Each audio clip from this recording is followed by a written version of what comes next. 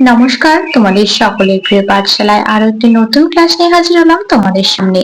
আজকে আমি তোমাদের সঙ্গে আলোচনা করব দ্বিতীয় পর্যায়ক্রমিক মূল্যায়ন অর্থাৎ তোমাদের এবারে সেকেন্ড ইউনিট টেস্ট পরীক্ষার রায়মার্টিন কোয়েশ্চেন ব্যাংকের তৃতীয় শ্রেণীর গণিতের প্রথম পর্বের প্রশ্ন উত্তর।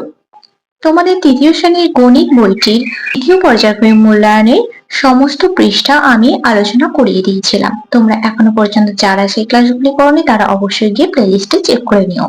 আমি আজকের ক্লাসটি শুরু করে দিচ্ছি, দেখে নাও। প্রথম স্কুলটির নাম হলো কৃষ্ণনগর রাষ্ট্রীয় উচ্চ বালিকা বিদ্যালয়। প্রথমেই বলেছে দেখো, সঠিক বিকল্পটি খুঁজে টিক চিহ্ন দাও। 12 থেকে 4 বাদ যাবে 3 বার, 2 বার না 4 বার? আমরা বিয়োগটা করে দেখি, তাহলে আমরা পেয়ে যাব যে কত বার বাদ যাবে। তারপর 5, 6, 7, 8, 9, 10, 11, 12 হাতে রইল 1, 1 একে মিলে গেলে 0। আবার 4 দিয়ে বিয়োগ করব, 8 থেকে 4 বার দিয়ে হয়ে যাবে 4, আবার 4 কে 4 দিয়ে বিয়োগ করব 0। কতবার হলো? 1 বার, 2 বার, 3 বার। তাহলে 3 পাশে টিক চিহ্ন দিয়ে দিতে হবে।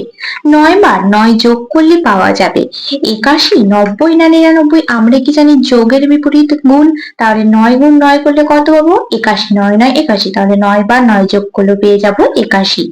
7 বার 6 ঘর লাফালে পাওয়া যাবে 40, 42 না 48? 6 7 42। ভাগশেষ ভাজকের থেকে ছোট না বড়? ভাগশেষ ভাজকের থেকে ছোট। 6 জোড়া মানে 16টি, 12টি না 18টি? 1 জোড়া মানে কত? 2টি, তাহলে 6 জোড়া মানে 6 2 12টি।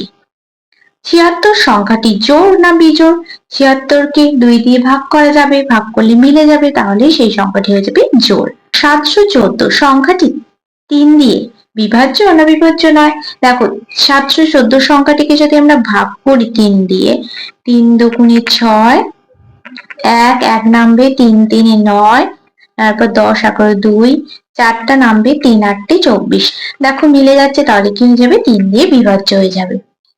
তারপরে দুইটা বলেছি ফাঁকা ঘর পূরণ করো। 12 গুণ 2, 12 দুগুণে কত হয়ে যাবে? 24। 150 ভাগ 3, ভাগটা করে দেখিয়ে দিচ্ছি, দেখো 3 5 15, শূন্যটা নামবে 3 0 0, কত হলো? 50। এই যে চিত্রটি দেখতে পাচ্ছি, এই চিত্রে ড্যাশটি বাহু কটি? 1 2 3 4 5 6টি। এই চিত্রে 6টি বাহু। 5 টাকা সমান কত? 1 টাকা সমান আমরা কি জানি? 100 পয়সা। 1 টাকা সমান জানি 100 পয়সা, তাহলে 5 টাকা সমান কত হয়ে যাবে? 500 পয়সা। একটি চেয়ারের দাম 225 টাকা হলে 4টি চেয়ারের দাম কত? 225 গুণ 4, কত হবে? 4 5 20, শূন্য হাতে রইল 2, 4 দুগুণে 8 আর 2 10, শূন্য হাতে রইল 1, 4 দুগুণে 8 আর 1 9, তাহলে 4টি চেয়ারের দাম কত? 900 টাকা। জোড় প্লাস বিজোড় সমান কি সংখ্যা হবে? বিজোড় সংখ্যা হবে। দেখো, জোড় সংখ্যা 4 আর বিজোড় সংখ্যা যদি 5 ধরি, তাহলে যোগ করলে কত হচ্ছে? 9, 9টা তো বিজোড় সংখ্যা, তাই হয়ে যাবে বিজোড় সংখ্যা। বিজোড় সংখ্যা যোগ বিজোড় সংখ্যা সমান জোড় সংখ্যা। দেখো, বিজোড় সংখ্যা 5 আর একটা বিজোড় সংখ্যা 5, দুটো যোগ করলে কত হবে? 10, তাহলে 10টা হয়ে গেল জোড় সংখ্যা। ভাজ্য সমান কি জানি? ভাজ্য সমান ভাজক গুণিতক ভাগফল যোগ ভাগশেষ। ভাজক গুণিতক ভাগফল যোগ ভাগশেষ। জোড় সংখ্যার এককের ঘরে সংখ্যাগুলি কি কি হবে? জোড় সংখ্যার এককের ঘরের সংখ্যা হবে 0 2 4 6 8, এই সংখ্যাগুলি হবে জোড় সংখ্যার এককের ঘরের সংখ্যা। কোন সংখ্যাকে 3 দিয়ে বিভাজ্য হতে হলে সংখ্যার অঙ্কগুলির সমষ্টি ড্যাশ দিয়ে বিভাজ্য হতে হবে। কি বলেছে? কোন সংখ্যাকে 3 দিয়ে বিভাজ্য হতে গেলে, তাহলে 3 দ্বারা বিভাজ্য হতে হলে অঙ্কগুলির সমষ্টি কি হতে হবে? 3 দিয়ে বিভাজ্য হতে হবে, তবেই সেটা 3 দিয়ে বিভাজ্য হবে। তারপর 3 বলেছি যোগ করো। 20 টাকা 50 পয়সা, 25 টাকা 30 পয়সা আর 50 পয়সা। দেখো, শূন্য নেমে যাবে, 5 এর পাশে 10 আর 3 13, 130 পয়সা। এবার যোগটা করে দেখাচ্ছি, দেখো 5 নেমে যাবে, 2 1 2 4। এবার আমরা কি জানি? 1 টাকা সমান 100 পয়সা, এটা জানি। এখানে কত আছে? 130 পয়সা আছে। তাহলে আমরা কি করব? 130টাকে ভাঙবো, 100 যোগ 30 পয়সা। এবার এই 100 পয়সাটা টাকার ঘরে যোগ হবে, 1 টাকা যোগ করে কত হয়ে যাবে? 46 টাকা 30 পয়সা। আশা করছি তোমাদের অঙ্কটা বোঝাতে পারলাম। যদি কোনো সমস্যা থাকে তাহলে আমাকে কিন্তু অবশ্যই কমেন্টে জানাবে। তারপরে 4টা আছে, দেখো বিয়োগ করো। 90 টাকা 75 পয়সা, 60 টাকা 25 পয়সা। 5 এ 5 শূন্য, 7 থেকে 2 বাদ দিলে হবে 5, তাহলে কত হয়ে গেল 50 পয়সা। শূন্য নেমে যাবে, 9 থেকে 4 বাদ দিলে হবে 3, কত হয়ে গেল 30 টাকা 50 পয়সা। 5 বলেছে গুণ করো, 418 গুণ 2, আমি এটা মুখে মুখে করে দিচ্ছি, তোমরা পাশে করে নেবে। 8 2 16 6, হাতে রইল 1, 2 1 2 এর আগে 3, 4 2 8, গুণফলটি কত হলো 836। ভাগ করে ভাজ্য ভাজক ভাগফল ও ভাগশেষ নির্ণয় করো। আমি পাশেই তোমাদের ভাগটা করে দেখাচ্ছি, দেখো 5 6 30, 1 নামবে 5, 5 3 15, তাহলে ভাজ্য কোনটা 315, ভাজক কোনটা 5, ভাগফল কোনটা 63, আর ভাগশেষ কিছু নেই মানে 0। 7 কি বলেছি, নিচের সমস্যাগুলির সমাধান করো। তোমার জন্মদিনে বাবা 365টি লজেন্স নিয়ে এলেন। তুমি তোমার প্রত্যেক বান্ধবীকে 6টি করে লজেন্স দিলে। কতজন বান্ধবীকে দিতে পারবে, কতগুলি লজেন্স পড়ে থাকবে? তাহলে এটা কি করতে হবে, 365টি লজেন্স নিয়ে এসেছিলেন বাবা, ঠিক আছে, প্রত্যেক বান্ধবীকে কটি করে দিতে বলেছি, 6টি করে। তাহলে আমরা কিভাবে পাবো, 365 ভাগ 6 করলেই পাবো। দেখো ভাগটা করে দেখাচ্ছি, 6 6 36, 5 আছে তাহলে 0 হয়ে যাবে। দেখো আমি তোমাদের ভাগটা করে দেখিয়ে দিচ্ছি।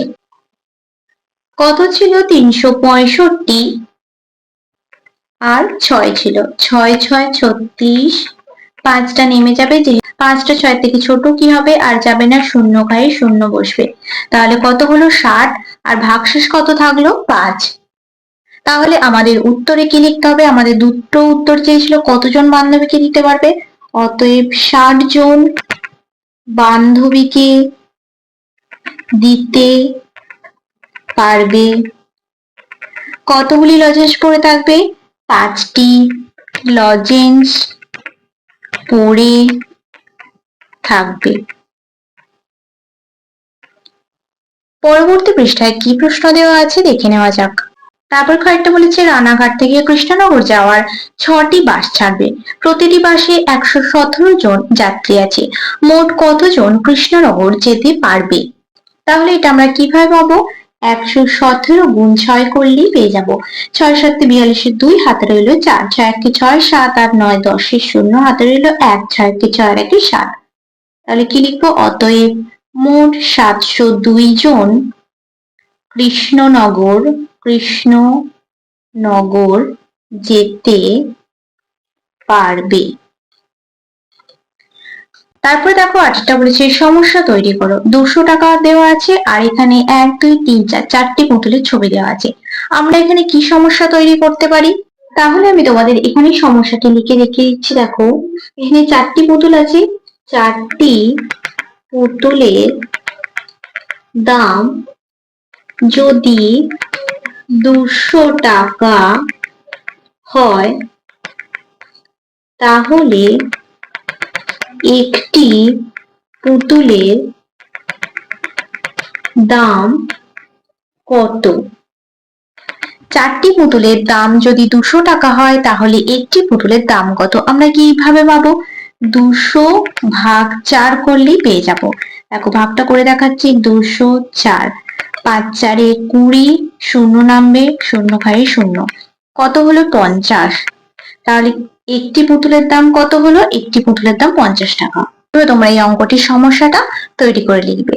তাহলে দেখো আজ আমি তোমাদের ক্লাসটি এখানেই শেষ করছি। খুব তাড়াতাড়ি আরো একটি নতুন ক্লাস নিয়ে হাজির হবো তোমাদের সামনে। যদি তোমাদের আজকের ক্লাসটি ভালো লেগে থাকে তাহলে অবশ্যই লাইক করে দিও এবং বন্ধুদের সাথে শেয়ার করতে কিন্তু একদমই ভুলো না।